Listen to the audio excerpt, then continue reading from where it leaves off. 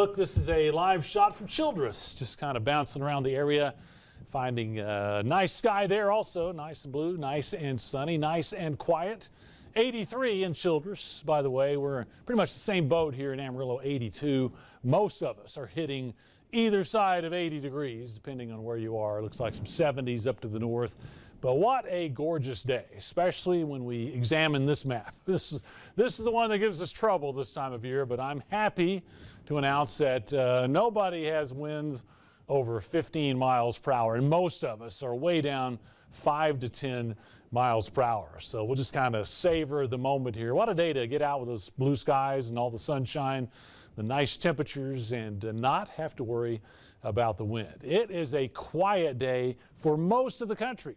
This is the map that we use to show when we have watches or warnings or advisories or fire danger, anything like that. You can see most of the country very, very quiet, certainly nothing going on in our region. And you can see here as we animate the clouds and the radar, not much happening, a few little sprinkles once we get out there close to the Mississippi Valley, the western half of the country, very quiet. Now, it is still fairly dry. Looking at our relative humidity, it's not as parched or not as dangerously as low as we've seen recently here, but we've got relative humidity only in the teens to around 20%. The good news is the wind is not really whipping up out there. That's why we don't have the horrible fire danger. What happens over the next 24 hours? Well, we'll start off with some good news overnight tonight. It's not going to be all that cold. I think we'll drop down into the mid-40s, maybe right around 50 degrees off the Cap Rock. So it should feel pretty good from the get-go tomorrow. And one thing we will track tomorrow is a little more wind.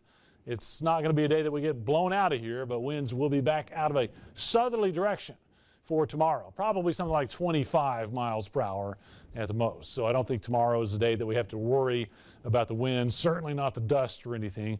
Temperatures, again, start in the 40s. We're going to make it back up near the 80-degree mark, a mixture of upper 70s, low 80s, kind of like we did today. One thing that's different tomorrow, though, is I bet you start to notice the humidity up. You're probably going to smell a little moisture in the air. Dew points coming up on that south wind.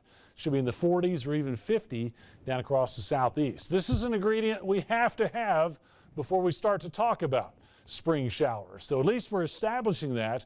What we don't have really is a real powerful upper level system or something to come in and use that moisture, lift it, and get the rain going. But there may be enough daytime heating, some minor support aloft for some scattered showers. This is tomorrow evening, about 7 to 10 p.m.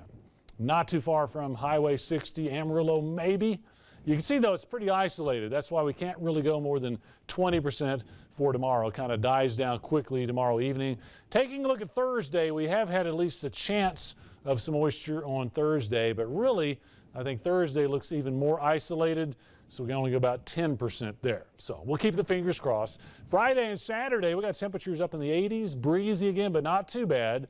Our next weather maker, though, and you need to really note this if you're making weekend plans, Saturday we're in the 80s, Sunday we're in the 50s with a pretty strong cold front coming in and probably a freeze Sunday night. So gardeners, are you ready to get the flowers out? We're going to have to watch that one there. But a slight chance of showers tomorrow and Thursday, and then there's that drop-off. We'll keep an eye on that front. Probably dry, but it'll definitely alter your plans, I think, on Sunday. More coming up. Let's send it back to news.